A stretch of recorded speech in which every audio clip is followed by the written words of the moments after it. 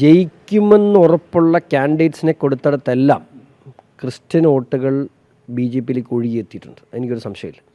കാരണം ഇന്ന് ക്രൈസ്തവ വോട്ടർമാരിൽ 50% ആളുകൾ നരേന്ദ്രമോദി ആരാധിക്കുന്നവരാണ്. കാരണം ക്രിസ്ത്യൻ വോട്ടേഴ്സ് അറിയില്ല, കാരണം മൈഗ്രൻസ് ധാരാളമുള്ള കുടുംബങ്ങളാണ് ഇവിടെയുള്ളത്. ഈ വിദേശത്ത് പോകുന്ന ഓരോ ഇന്ത്യക്കാരനും മോദി ഭക്തരായി മാറും. ഡെഫിനറ്റ്ലി ഇവിടെ ഞാൻ പറയാം, പാലായിൽ തന്നെ ആയിരക്കണക്കിന് വീടുകൾ എനിക്കറിയാം വിദേശത്തുള്ള മക്കൾ വിളിച്ച് ഷോൺ നോട്ട് ചെയ്യണമെന്ന് കോൺഗ്രസ്സുകാരായ CPMകാരായ മാണി ഗ്രൂപ്പുകാരായ മാതാപിതാക്കളെ വിളിച്ചിട്ട് ഷോൺ നോട്ട് ചെയ്യണം ഇപ്രാവശ്യം എന്ന് പറഞ്ഞ ആയിരക്കണക്കിന് കേസുകൾ എനിക്കറിയാം.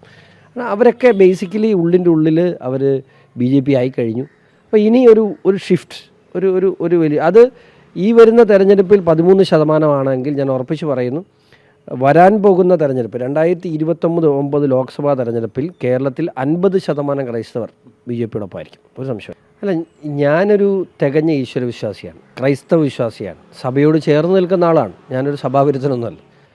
ഞാൻ എപ്പോഴും പറയുന്നു, ഭാരതീയ ജനതാ പാർട്ടിയോ ഷോൺ ജോർജോ PC ജോർജോ ഒന്നും സഭയ്ക്കെതിരല്ല, സഭയോടൊപ്പം നിൽക്കുന്നവരാണ്. പക്ഷേ അവിടെ ചില പുഴുക്കുത്തുകൾ വരുമ്പോൾ ഞങ്ങളത് പറഞ്ഞില്ലെങ്കിൽ അത് പറയുക എന്ന് പറയുന്നത് ഞാനൊരു BJPയുടെ സംസ്ഥാന വൈസ് പ്രസിഡന്റ് എന്ന നിലയിലല്ല. എന്നെ സംബന്ധിച്ചൊരു സഭാവിശ്വാസി എന്ന നിലയിൽ സഭ എന്ന് പറയുന്ന യേശുവിൻ്റെ തിരുശരീരമാണ്. അതിൻ്റെ ഭാഗമാണ് ഞാനും PC ജോർജും ഒക്കെ. ഞങ്ങളെല്ലാം അതിൻ്റെ ഭാഗമാണ്. അവിടെ പുഴുക്കുത്തുകൾ വരാൻ പാടില്ല. സഭയുടെ നിലപാടുകൾ പക്ഷപാതപരമായി വരാൻ പാടില്ല. സഭ നിഷ്പക്ഷമായി നിൽക്കണം. എന്നാൽ സഭയ്ക്ക് ഏത് രാഷ്ട്രീയ പാർട്ടിയും വിമർശിക്കണം. സ്വാഭാവികമായും സഭയെ ബാധിക്കുന്ന വിഷയങ്ങളിൽ, സഭാവിശ്വാസികളെ ബാധിക്കുന്ന വിഷയങ്ങളിൽ പ്രതികരിക്കുന്നതിനും തെറ്റില്ല. അത് തെറ്റിദ്ധാരണകൾ കൊണ്ടാണെങ്കിൽ അത് തിരുത്തേണ്ട കാരണമാണ് ഞങ്ങൾക്കുണ്ട്.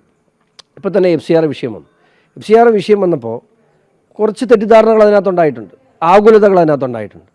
അതിന് വളരെ തുറന്നൊരു വേദി, പ്രത്യേകിച്ച് കേന്ദ്ര സർക്കാരുമായി വളരെ തുറന്നൊരു വേദി ചർച്ചയ്ക്കായി നമ്മൾ സൃഷ്ടിച്ചിട്ടുണ്ട്.